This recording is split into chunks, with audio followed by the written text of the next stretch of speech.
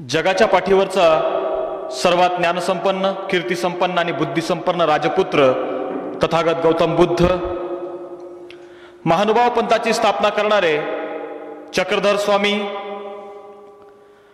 नाचू कीर्तनाचे रंगी ज्ञानदीप लावू जगी हा संदेश जनमानसामध्ये रुजवणारे संत श्रेष्ठ नामदेव महाराज, न देखवे डोळा ऐसा हा कांत पर पिढे चित्त दुःखी होते हा संदेश जनमानसामध्ये देऊन क्रांतीची धारा या मातीमध्ये रुजवणारे जगद्गुरु संत श्रेष्ठ तुकोबाराय, गांडू भडवे रन चढ़े मर्दों के बेहाल पतिव्रता भूखी मरे और पेड़े खाए छिनाल हा संदेश जगाला देऊन आपली क्रांती सुक्त जगापुढे मांडणारे महात्मा कबीर, महाराष्ट्राच्या मातीमध्ये उभा राहिलेला प्रत्येक मराठा स्वराज्य उभा करू शकतो ही भावना तळागाळापर्यंत रुजवणारे स्वराज्य संकल्पक शहाजीराजे भोसले, स्वराज्याच्या भावनेसोबत महाराष्ट्राच्या मातीमध्ये स्वराज्य निर्माण करून ते स्वराज्य इथल्या बहुजनांसाठी बळीराज्य घडवणारे बहुजन प्रतिपालक छत्रपती शिवाजी महाराज, ज्या राजपुत्राचं नाव ऐकल्यावर आमच्या नसानसातलं रक्त खवळायला लागतं असा मराठ्यांच्या इतिहासातला सगळ्यात पराक्रमी राजा शाक्तवीर संभाजीराजे भोसले, आरक्षणाचे जनक राजर्षी छत्रपती शाहू महाराज, थोर समाज सुधारक आणि महाराष्ट्रात शिवजयंती सुरू करणारे आणि मासा पाणी खेळे गुरु कोण त्याचा पोवाडा गातो छत्रपती शिवाजीचा असं सांगत शिवरायांच्या गुरुत्वाचा वाद मिटवणारे महात्मा ज्योतिराव फुले, गुलामाला गुलामीची जाणीव करून द्या तरच तो बंड करून उठतो हा संदेश जनमानसांना देणारे भारतरत्न डॉक्टर बाबासाहेब आंबेडकर, जग बदल घालून घाव सांगून गेले मला भीमराव हा संदेश देणारे थोर साहित्यिक अण्णाभाऊ साठे, संत गाडगे महाराज, संत तुकडोजी महाराज, राष्ट्रमाता राजमाता मासाहेब जिजाऊ, स्त्री शिक्षणाच्या देवता सावित्रीबाई फुले, लोकमाता अहिल्यादेवी होळकर यांच्यासह तमाम महापुरुषांना, युगपुरुषांना आणि महामातांना वंदन करून तुम्हा सर्वांच्या साक्षीनं फुले शाहू आंबेडकरांना प्रथमतः मानाचा मुजरा करतो। सकाळचे 10 वाजले होते आणि सकाळच्या प्रवाह एका स्टॉपवरती एक माणूस उभा होता, मागून एक बस आली, गाडी आली आणि त्या गाडीमध्ये हा माणूस चढला, एका सीटावर जाऊन बसला। कंडक्टर मागून आला, तिकीट तिकीट तिकीट करत कंडक्टरने या माणसाजवळ आवाज दिला। या माणसानं खिशातून पैसे काढले, त्या कंडक्टरला दिले आणि सांगितलं 2 तिकीट द्या। कंडक्टरनं 2 तिकीट दिली, या माणसानं तिकीट हातात घेतले आणि कंडक्टरनं मोठ्या उत्सुकतेने विचारलं 2 तिकीट घेतली, ती 2 तिकीट कोणाची? या माणसानं सांगितलं 2ही तिकीट माझीच। कंडक्टर म्हटला अहो 1 तिकीट काढलं तरी होतंय ना, दोघांची काय गरज, एकाने होतंय म्हटला। या माणसानं सांगितलं अहो 1 हरवल्यावर दुसरं पाहिजे ना। कंडक्टर मोठा हुशार होता, कंडक्टरने विचारलं अहो ठीक आहे 1 हरवल्यावर दुसरं लागेल, पण समजा 2ही हरवले तर? या माणसानं खिशात हात घातला आणि खालच्या खिशातून एसटीचा पास बाहेर काढला आणि त्याला सांगितलं 2ही तिकीट हरवल्यावर हा पास आहे ना। आमच्या समाजाची आजची अवस्था तशीच आहे, आमच्याकडून महात्मा फुले रूपी विचारांचं तिकीट हरवलंय, राजर्षी शाहू महाराजांच्या समाज क्रांतीचं तिकीट आमच्याकडून लंपास झालंय आणि डॉक्टर बाबासाहेब आंबेडकर रूपी समाज क्रांतीचा पास आमच्या खिशातून केव्हा हरवला आम्हाला समजलंच नाही। आणि या विचारांची जेव्हा अवहेलना झाली त्यावेळी आम्ही यांच्या विचारांचं सरसकट वाटोळं करून टाकलं, कारण आम्हाला फुले शाहू आंबेडकरांचे खरे विचार समजलेच नाही, आम्हाला समजलंच नाही महात्मा फुलेंचं कर्तृत्व काय आहे, बाबासाहेबांनी काय केलं, राजर्षी शाहू महाराजांनी या मातीमध्ये कुठली क्रांती उभी केली हा आदर्श आमच्या डोळ्यापुढे उभा राहिलाच नाही। आणि म्हणून आम्ही काय केलं, त्या ज्योतिरावांनी या मातीमध्ये शिक्षणाची मुहूर्तमेढ रोवली। त्या ज्योतिरावांचं नाव आम्ही कुठं दिलं, भाजी बाजाराला, महात्मा ज्योतिराव फुले भाजी मंडई। राजर्षी शाहू महाराजांनी या मातीमध्ये क्रांती घडवली, समाज क्रांती घडवून हा राजा या मातीमध्ये उभा ठाकला। त्या राजर्षी शाहू महाराजांना याच मातीमध्ये बदनाम केलं गेलं, तर डॉक्टर बाबासाहेब आंबेडकरांनी आपलं उभं आयुष्य समाजाकरता खर्ची घातलं। त्या बाबासाहेब आंबेडकरांच्या जयंतीच्या दिवशी आम्हाला दारूची दुकानं बंद ठेवून पोलीस बंदोबस्त ठेवावा लागतो। अरे मग आम्ही यांच्या चरित्रातून शिकलो काय हा विचार आम्ही कधीतरी केला पाहिजे, जो विचार आम्ही केला नाही। या महापुरुषांचं कार्य, त्या महापुरुषांचं काम कुठल्या काळामध्ये उभं राहिलं ते जर आम्ही बघितलं तर आमच्या लक्षात येतं, यांच्या कामाची ओजस्वी आणि तेजस्वी धारा आमच्या लक्षात येते। कधीतरी लक्षात घ्या तो काळ, त्या काळामध्ये पेशवेकालीन राजव्यवस्था इथं धर्मसत्ता आणि राजसत्ता एकाच वर्गाच्या ताब्यात होती आणि इथं सांगितलं गेलं कलियुगामध्ये वर्णसंकर झाला आणि 2च वर्ण शिल्लक राहिले, त्यात एक होता शूद्र आणि दुसरा होता उच्च वर्ण। म्हणजे जो मूळ मालक त्याला शूद्र संबोधलं गेलं, म्हणजे धन्याला कणा आणि चोराला मलिदा, म्हणजे पतिव्रतेच्या गळ्यात धोंडा आणि वेशीला चंद्रहार अशी रीत। आणि त्या शूद्रांची अवस्था काय होती, या शूद्रांना भर उन्हात नांगराला जुंपलं जायचं, जनावरासारखं पाठीवर चापकाने फटके दिले जायचे आणि शेवटी एवढं करूनही पोटापानाचं काय, तर एक वेळ पोटाला अन्न मिळालं तर मिळालं, नाही तर तेही नाही. यांच्या पोरांनी शिकायचं नाही, यांनी शिक्षण घ्यायचं नाही, यांनी पायात चप्पल घालायची नाही, चालताना अनवाणी पायानं चालायचं आणि या शूद्राच्या पोरांनी नवे कपडे घालायचे नाही. अरे ज्या पुण्यामध्ये मासाहेब जिजाऊंनी सोन्याच्या नांगरानं माणुसकी पेरली, त्याच पुण्यामध्ये जुलमाच्या नांगरानं माणुसकी नांगरली जाऊन माणूस आडवा केला जात होता. छत्रपतींच्या पदस्पर्शानं पावन झालेला तो लाल महाल कधीच पडला होता आणि त्याच जागेवर रगेल आणि रंगेली करता प्रसिद्ध असलेला जगातला पहिला डान्स बार म्हणजे शनिवार वाडा उभा राहिला होता. आणि त्याच पुण्यामध्ये ज्योतिराव फुले नावाचा एक महात्मा गोरगरीब बहुजनांच्या दारादारापर्यंत जाऊन, घराघरापर्यंत जाऊन त्यांना शिक्षणाचं महत्व सांगत होता. ज्योतिराव त्या बहुजनांना जाऊन सांगायचे, अरे शिक्षण घ्या, शिका, शिकल्यानं प्रगती आहे, शिकाल तर टिकाल. ज्योतिबा संदेश द्यायचे आणि हे देता देता सांगायचे, अरे विद्येविना मती गेली, मती विना गती गेली, गती विना नीती गेली, नीती विना वित्त गेले, वित्ता विना शूद्र खचले, सगळे अनर्थ एका अविद्येने केले.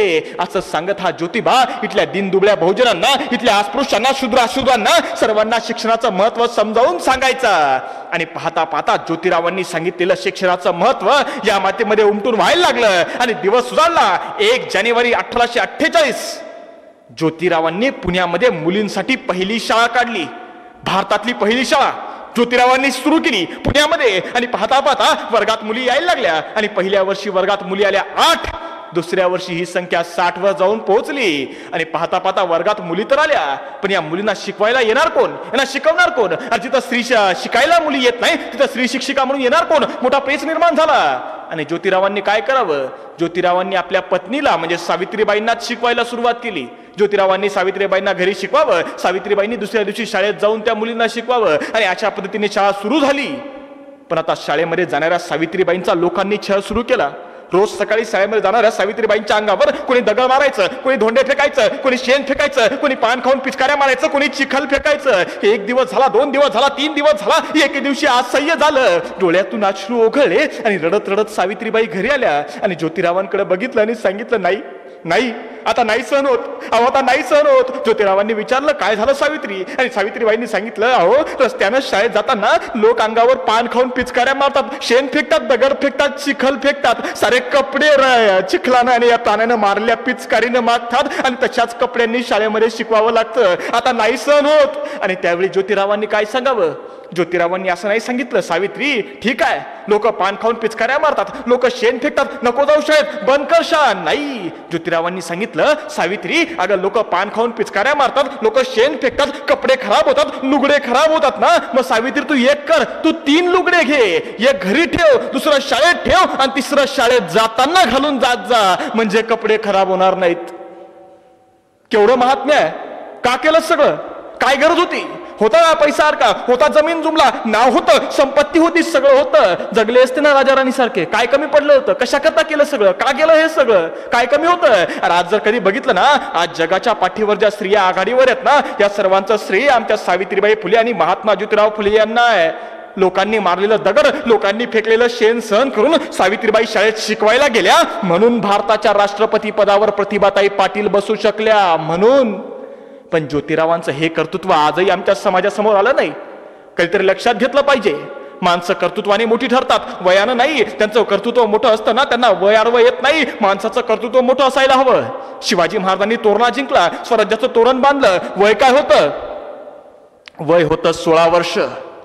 छत्रपती संभाजी महाराजांनी संस्कृतमध्ये बुधभूषणम नावाचा ग्रंथ लिहिला. वय काय होतं? वय होतं 14 वर्ष. राजर्षी शाहू महाराजांनी राजदंड हातामध्ये घेतला. वय काय होतं? वय होतं 20 वर्ष. डॉक्टर बाबासाहेब आंबेडकरांनी मनुस्मृती जाळली. वय काय होतं? 36 वर्ष.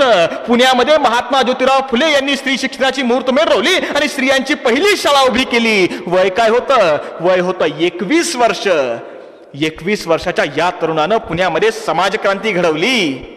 पण त्या ज्योतिरावांनी शिक्षणाची मुहूर्तमेढ रोवली, परंतु त्या ज्योतिरावांना भारतरत्न किताब द्यावा असं आजपर्यंत कोणाला वाटलं नाही. अरे एवढंच काय तर शिक्षण प्रसाराच्या कित्येक योजना या मातीमध्ये सुरू होतात, पण कुठल्याही योजनेला ज्योतिरावांचं नाव दिलं जात नाही. आणि यापेक्षा सगळ्यात मोठी खंत की ज्या पुण्यामध्ये ज्योतिरावांनी शिक्षणाची मुहूर्तमेढ रोवली, ज्या पुण्यामध्ये ज्योतिरावांनी बहुजनांमध्ये शिक्षण प्रसार केला, त्याच पुण्यातल्या पुणे विद्यापीठाला महात्मा ज्योतिराव फुले आणि सावित्रीबाई फुले यांचं नाव दिलं जात नाही. यापेक्षा बहुजन समाजाचं सर्वात मोठं दुर्दैव काय आहे? कारण आम्हाला यांचं कर्तृत्व आजही नाही समजलं. आम्हाला माणसांचं कर्तृत्व समजतं कधी? मेल्यावर. कारण मेल्यावर माणूस जिथं मोठा होतो त्या राज्याला महाराष्ट्र म्हणतात असं आमच्याकडे म्हटलं जातं. ज्योतिरावांचं तेच झालं.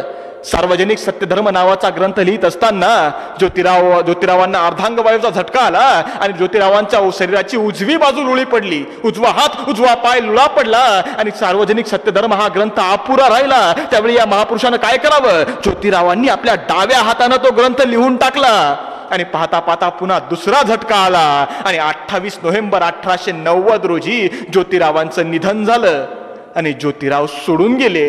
आणि पाहता पाहता सत्यशोधक समाजाचे कार्यकर्ते धाय मोकलून रडायला लागले. गोरगरीब बहुजनांच्या घरामधल्या चुली विजल्या. अस्पृश्यांच्या दुःखाला पारावार उरला नाही. दलितांच्या दुःखा डोळ्यातले अश्रू साठत ना आणि सावित्रीबाई या सगळ्यांकडे निस्तब्ध होऊन बघत राहिल्या.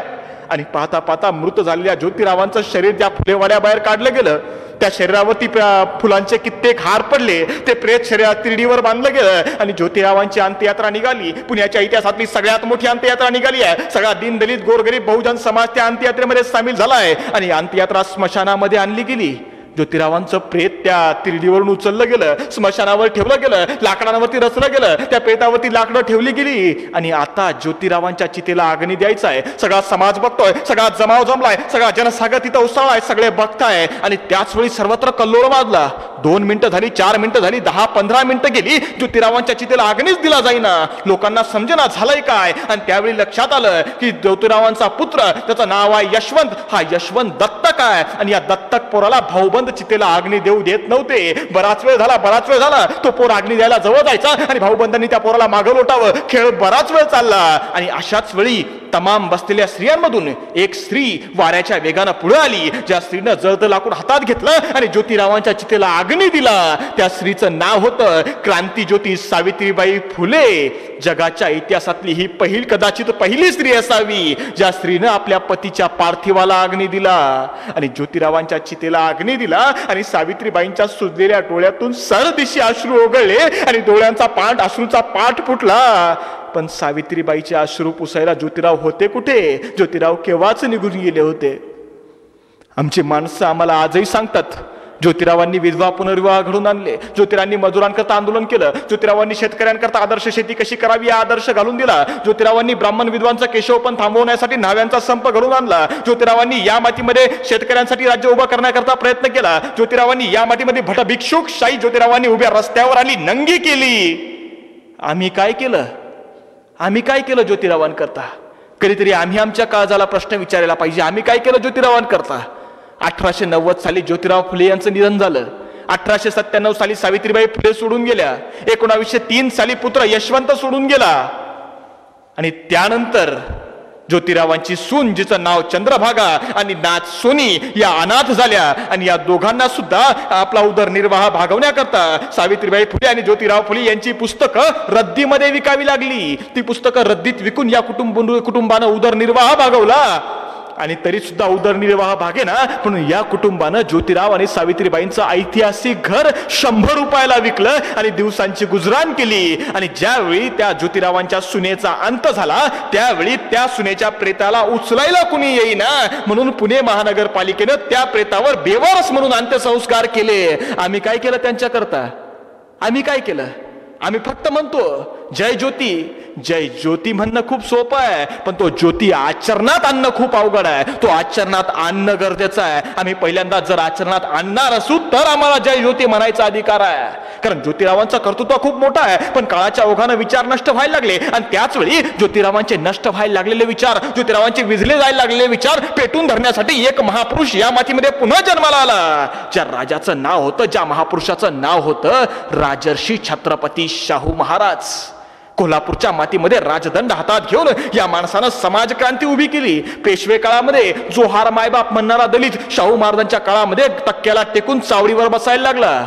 गुन्हेगार समजले जाणारे फासेपारधी शाहू महाराजांनी विश्वासू अंगरक्षक म्हणून पुढे आले. कित्येक जाती, सगळ्या जाती धर्मांना शाहू महाराजांनी आपल्या सोबत घेतलं. दलितांना जाट, चांभारांना सरदार, भंग्यांना पंडित अशा उपाधी शाहू महाराजांनी लावल्या. अरे एके दिवशी तर हा शाहू राजा आपल्या दरबारातल्या अस्पृश्यांना कळाला, अरे तुम्ही तुमचे महारवाडे आणि मांगवाडे जाऊन माझ्याकडे या, जेणेकरून तुम्हाला शहर वस्तीत तरी घुसवता येईल. शाहू महाराजांना जेवढी आपुलकी दलितांबद्दल होती, तेवढी आपुलकी आज दलितांचे पुढारी म्हणणाऱ्यांना सुद्धा दलितांबद्दल नाही. हा विचार आम्ही कधीतरी केला पाहिजे. या माणसानं माणसं घडवली, वाढवली, मोठी केली. काहींना जाण राहिली, काही विसरले, सोडून गेले. सोनतळे कॅम्पवर बसलेले शाहू महाराज एके दिवशी दुपारच्या वेळेला निवांतपणे सोनतळीच्या कॅम्पवर आरामात बसले होते आणि आप्पाशास्त्री बेलेकर नावाचे एक आजोबा आपल्या नातवाला घेऊन शाहू महाराजांजवळ आले.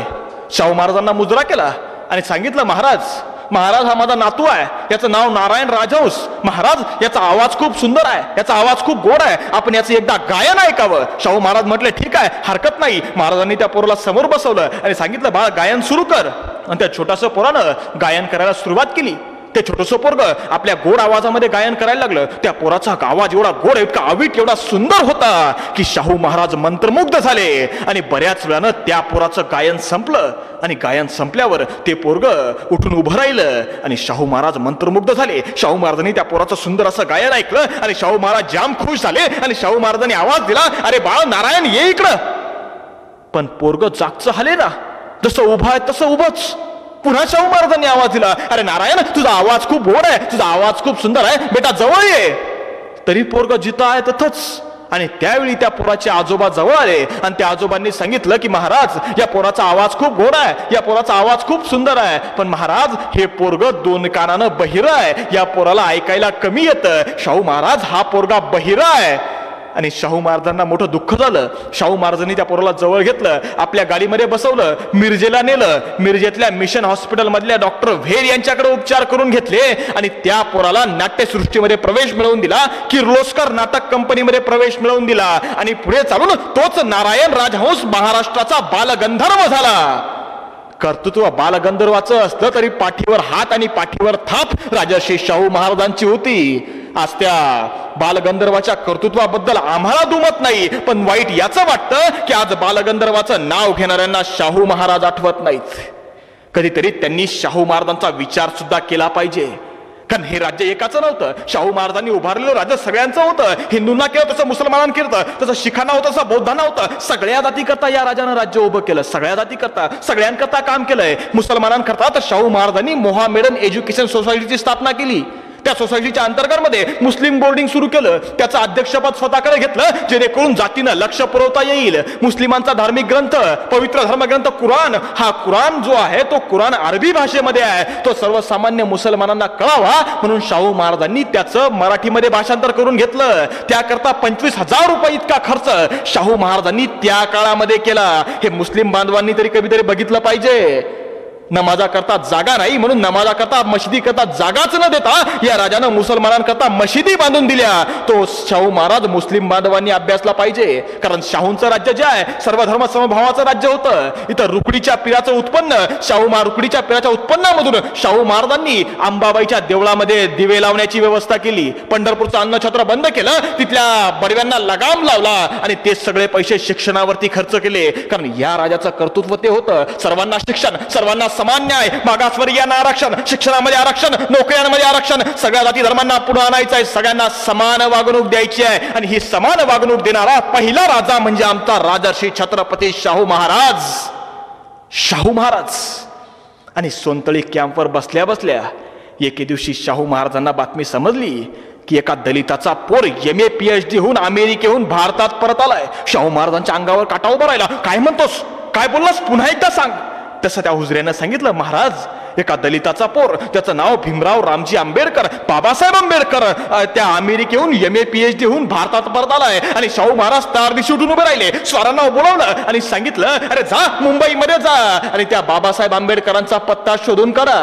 आणि माणसं मुंबईत गेली. 2 दिवस मुंबईत फिरली, फिर मुंबई पालथी घातली. बाबासाहेबांचा काही पत्ताच लागला नाही. निराश होऊन खालमानेनं तशीच आली आणि महाराजांना सांगितलं की नाही महाराज, बाबासाहेबांचा काही पत्ताच लागला नाही, बाबासाहेबांचा पत्ता आम्हाला सापडला नाही. महाराज नाराज झाले आणि दुसऱ्या दिवशी स्वतः निघाले, स्वतः मुंबईमध्ये आले आणि सर्वत्र तपास सुरू केला. आणि एके दिवशी त्याच ठिकाणी बाबासाहेबांचा पत्ता शाहू महाराजांना सापडला.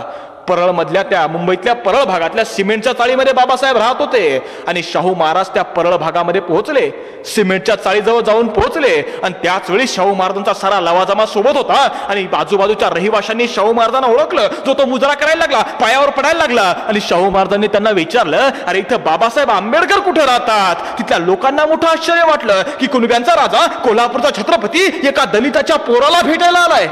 पण त्याच वेळी याची कल्पना साधी बाबासाहेब आंबेडकरांना नाही. बाबासाहेब आपल्या त्या चाळीच्या दुसऱ्या मजल्यावरती अभ्यासामध्ये गुंग आहे. आणि बाबासाहेब पुन्हा शाहू महाराजांनी तिथल्या लोकांना विचारलं, अरे कोणते जाऊन सांगा मला बाबासाहेब आंबेडकरांना भेटायचं, त्यांना बोलवा तरी. आणि तोच एक छोटस पोरग धावत धावत दुसऱ्या मजल्यावर गेलं आणि बाबासाहेब आंबेडकरांना जाऊन सांगितलं, बाबासाहेब अहो चला, तुम्हाला भेटायला कोल्हापूरचा राजा आलाय.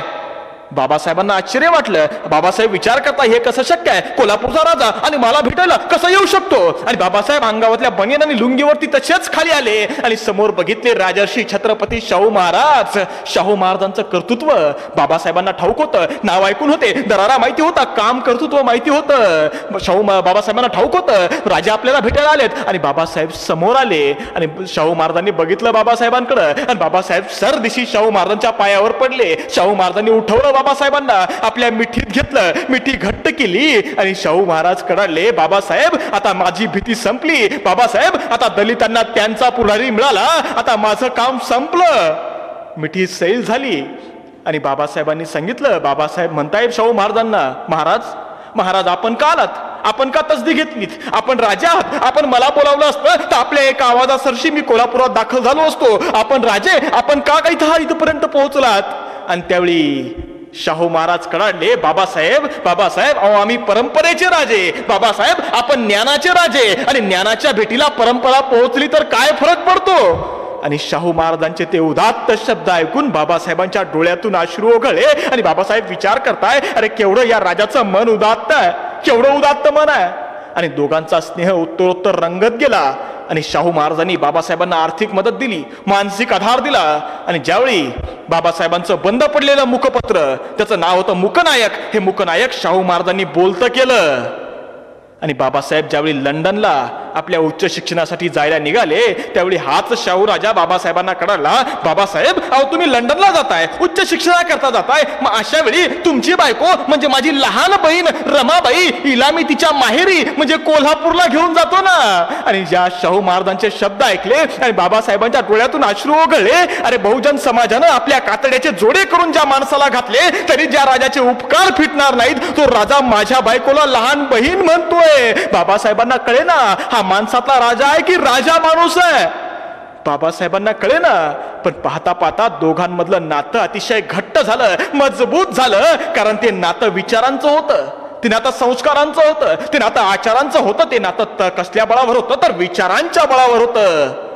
आज त्या दोघांचा आदर्श घेणाऱ्या समाजामध्ये ते नातं आहे का हा सर्वात महत्वाचा प्रश्न आहे, सगळ्यात महत्वाचा. 2000 साली राज्यघटनेच्या पुनर्लोकनाचा डाव आखला गेला आणि याचे पडसाद मुंबईमध्ये उमटले आणि मुंबईमधल्या पवई भागातल्या डॉक्टर बाबासाहेब आंबेडकरांच्या पुतळ्याला कुणीतरी समाजकंटकानं दगड मारला आणि दुसऱ्या दिवशी याचा बदला म्हणून घाटकोपरच्या रमाबाई आंबेडकर नगर परिसरामध्ये दंगल उसळली आणि शिवाजी महाराजांच्या पुतळ्याची मोडतोड करण्यात आली. अरे पण रणांगणावर पडलेलं कुराण, शत्रूच्या छावणीमध्ये सन्मानानं पोहोचवणारा शिवराय आणि मनुस्मृती जाळून राज्यघटनाला लिहिणारा भीमराय आमच्या करता सारखेच आहेत हे या नतभ्रष्टांना सांगावं कुणी? आणि हे जर का यांना कळत नसेल तर या महापुरुषांचं नाव घेण्याची सुद्धा यांची लायकी नाही हे आम्ही सगळ्यात पहिल्यांदा समजलं पाहिजे. कारण आजही बाबासाहेब आंबेडकरांचं नाव काढल्यावर आमच्या कित्येक लोकांच्या कपाळावर आड्या येतात, कारण आम्हाला बाबासाहेब आजही समजले नाही, बाबासाहेबांचं कर्तृत्व आम्हाला आजही समजलं नाही. लक्षात घ्या, मनुस्मृतीनुसार सगळा बहुजन समाज शूद्र होता, पण बाबासाहेबांच्या राज्यघटनेमुळे आम्हाला लिहायचा, वाचायचा, व्यक्ती स्वातंत्र्याचा, धर्म स्वातंत्र्याचा आणि व्यवसाय स्वातंत्र्याचा अधिकार मिळाला आहे. हे सगळं स्वातंत्र्य आम्हाला बाबासाहेबांच्या घटनेनं दिलंय.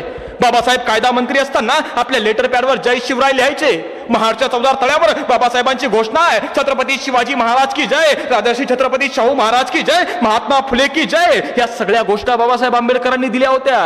बाबासाहेबांच्या PhDचा प्रबंध आहे छत्रपती संभाजी महाराजांची समाज रचना. तर शिवाजी महाराजांवर पहिल्या राज्याभिषेकाच्या वेळी ब्राह्मणांनी कसा अन्याय केला, कसा छळ केला, हे बाबासाहेबांनी शूद्रपूर्वी कोण होते या पुस्तकामध्ये लिहून काढलंय. हे आम्हाला नाही समजलं, कारण आमच्या समोर हे बाबासाहेब आलेच नाही.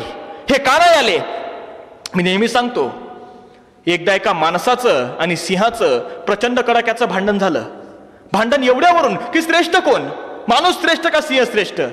आणि माणूस म्हणतो नाही, माणूस श्रेष्ठ असतो, माणूस सिंहाला मारू शकतो, माणूस श्रेष्ठ असतो. सिंह म्हणतो नाही, सिंह श्रेष्ठ असतो, सिंह माणसाला खाऊ शकतो, सिंह श्रेष्ठ असतो. वाद बराच वेळ चालला, उत्तर काय मिळेना. आणि शेवटी या माणसानं सिंहाला सांगितलं, म्हटलं ठीक आहे, मी एक शिल्प आणतो, ते शिल्प आणल्यावर तुला दाखवतो, मग ते शिल्प बघितल्यावर तू ठरव की माणूस श्रेष्ठ आहे का सिंह श्रेष्ठ आहे. सिंह म्हटला ठीक आहे, हरकत नाही. माणूस गेला, धावत गेला, शिल्प घेऊन आला, ते शिल्प आणलं, सिंहासमोर ठेवलं, सिंहाला दाखवलं आणि आता विचारलं, आता सांग, आता काय वाटतं, माणूस श्रेष्ठ असतो का सिंह श्रेष्ठ असतो? ते शिल्प सिंहानं बघितलं. त्या शिल्पावर असं कोरलं होतं की एका माणसानं आपल्या हातातल्या तलवारीनं एका सिंहाला मारलंय आणि त्या सिंहाच्या छातीवर पाय ठेवून माणूस विजयी मुद्रेमध्ये उभा आहे. ते शिल्प सिंहानं बघितलं आणि आता माणसानं विचारलं, आता सांग, आता काय वाटतं, माणूस श्रेष्ठ असतो का सिंह श्रेष्ठ असतो? ते शिल्प सिंहानं बघितलं आणि सिंह कडाला, भाऊ या शिल्पात कोरल्याप्रमाणे सांगायचं झालं तर माणूस श्रेष्ठ असतो, माणूस सिंहाला मारू शकतो, पण भाऊ तुला एक गोष्ट सांगितली पाहिजे, हे शिल्प माणसाने कोरलंय म्हणून तसं दाखवलंय, ते जर सिंहाने कोरलं असतं तर कदाचित वेगळं राहिलं असतं. आमच्या इतिहासाची अवस्था तीच आहे. अरे इतिहास घडवला आमच्या बहुजनवादी मावळ्यांनी, पण तो लिहिला काही मनुवादी कावळ्यांनी. त्यांनी आमचा खरा इतिहास आमच्या समोर आणलाच नाही आणि आमच्या महापुरुषांचं कर्तृत्व आजही आम्हाला समजलं नाही. भारतामध्ये पहिली शिवजयंती महात्मा ज्योतिराव फुले यांनी सुरू केली 1869 साली. पहिली शिवजयंती महात्मा ज्योतिराव फुले यांनी छत्रपती शिवाजी महाराजांवरचं पहिलं पुस्तक लिहिलं 1869 साली. 1 जून 1869 साली ते पुस्तक मुंबईच्या कॉन्टिनेंटल प्रकाशनने प्रकाशित केलंय.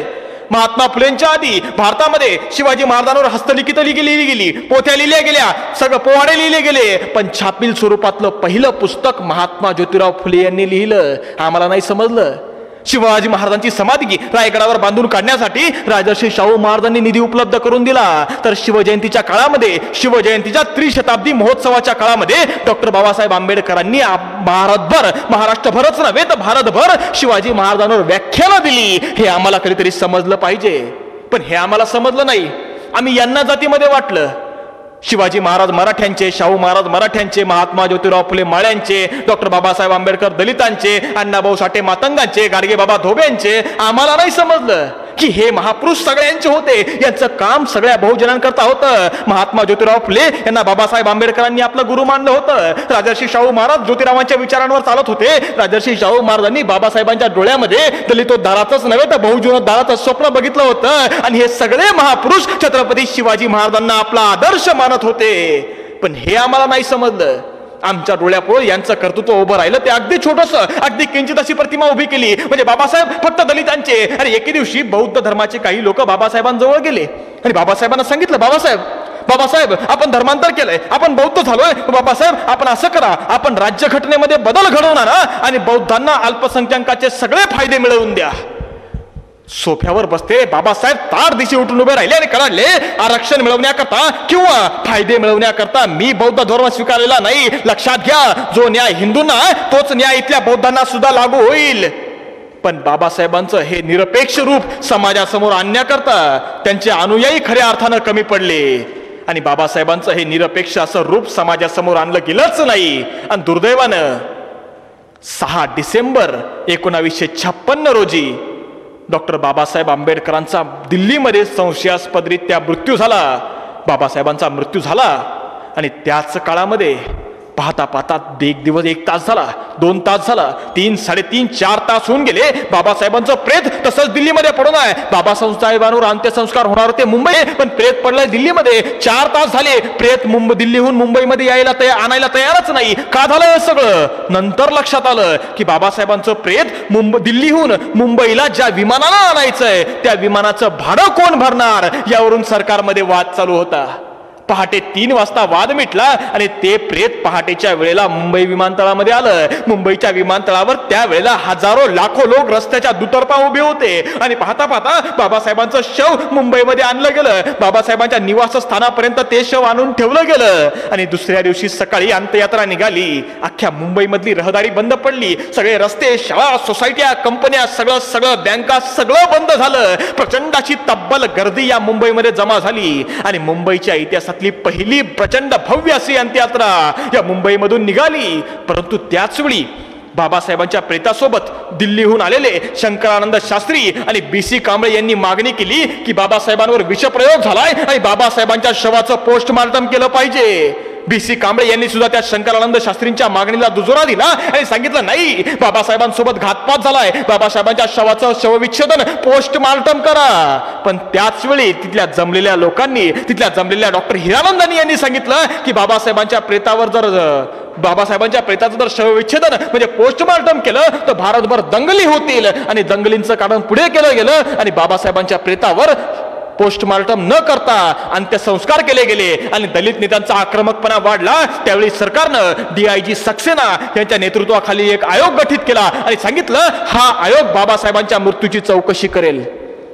खरं तर नेहमी निवृत्त न्यायाधीशाच्या नेतृत्वाखाली निर्माण होणारा आयोग यावेळी DIGच्या नेतृत्वाखाली नेमला गेला आणि या DIG सक्सेना यांनी आपला अहवाल सरकारकडे सुपूर्द केला. सरकारच्या स्वाधीन त्याच काळामध्ये केला. त्या घटनेला आज 55 वर्ष झालीत, पण अजूनही बाबासाहेबांच्या मृत्यूचा तो अहवाल जनतेसमोर आला नाही, रयतेसमोर आला नाही, लोकांसमोर मांडला गेला नाही. असं का झालं हे मात्र आम्ही आजही विचारायचं नाही, कारण आम्ही बहुजन आहोत. आम्ही निद्रिस्त बहुजन आहोत. अरे बाबासाहेब कधीतरी म्हणायचे, 6 कोटी दलितांच्या मनाचा राजा म्हणून जगलेले बाबासाहेब म्हणायचे की माझ्या रक्ताच्या थेंबातून बाबासाहेब जन्माला येतील. पण मी तर कधीतरी म्हणतो की बाबासाहेब तुमचं वाक्य खरं ठरलं, तुमच्या रक्ताच्या थेंबातून बाबासाहेब जन्माला आले, पण त्यांच्यातला एकही तुमच्या कार्याची उंची गाठू शकला नाही. हे वास्तव आम्हाला स्वीकारलंच पाहिजे. कारण आमच्या बहुजन समाजानं स्वतःची धार्मिक प्रगती करून घेतली, आर्थिक प्रगती करून घेतली, राजकीय प्रगती करून घेतली, पण आमची बौद्धिक प्रगती झाली का? हा आमच्या दृष्टीनं आजही सर्वात मोठ्या संशोधनाचा विषय आहे. कारण एकीकडं जग चंद्रावर राहायला जात आहे, जग चंद्रावर पाणी शोधतंय आणि आमची लोक लग्नाच्या पत्रिकेमध्ये मंगळ शोधताय, लग्नाच्या पत्रिकेमध्ये शुक्र शोधताय. आमच्या नाही लक्षात आलं.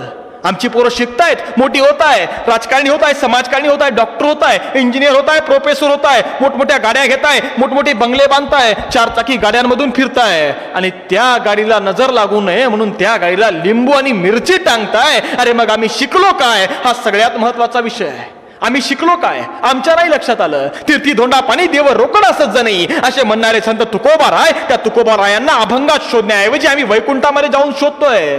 सत्यनारायणाची पूजा ही ब्राह्मणांची रोजगार हमी योजना होती असं आमचे गाडगे बाबा सांगायचे. त्या गाडगे बाबांना आम्ही ग्रामस्वच्छतेपुरतं मर्यादित ठेवलं. मग आम्हाला कसे लक्षात येणार आमचे महापुरुष?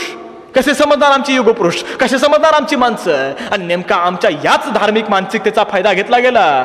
पंढरपूरचा पांडुरंग जो आहे तो आमचं आम्हा सर्वांचं बहुजन समाजाचं आराध्य दैवत आहे.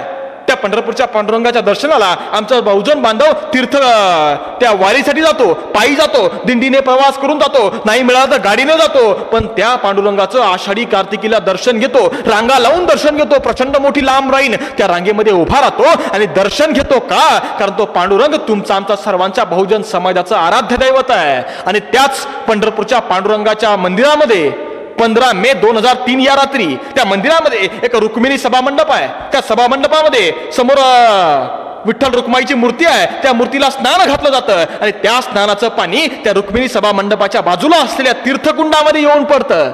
ते तीर्थकुंडातलं पाणी आमचा भाविक श्रद्धेनं तीर्थ म्हणून प्राशन करतो आणि ज्यांना तिथं वारीला यायला जमलं नाही किंवा पंढरपूरला यायला मिळालं नाही त्यांच्याकरता ते पाणी तीर्थ म्हणून घरी घेऊन येतो आणि त्यांना घरी आल्यावर पाचतो, कारण ते आमच्याकरता तीर्थ आहे. आमच्या विठ्ठल रखुमाईच्या स्नानाचं ते पाणी आहे. ते पाणी तिथं पडतं. ते तीर्थकुंडामध्ये 15 मे 2003 या रात्री गोपाळ रामकृष्ण बडवे नावाच्या ब्राह्मणानं लघवी केली, तिथल्या पुजाऱ्यानं लघवी केली. आणि ज्यावेळी तिथल्या सुरक्षा रक्षकांनी त्याला पकडलं आणि विचारलं, अरे तू काय करतोय इथं, लघवी करू नये, इथं ही लघवी का करतोयस? त्यावेळी त्याने उत्तर दिलं, त्यानं सांगितलं, इथं लघवी मी आज करत नाही, इथं लघवी करणं ही आमची परंपराच आहे.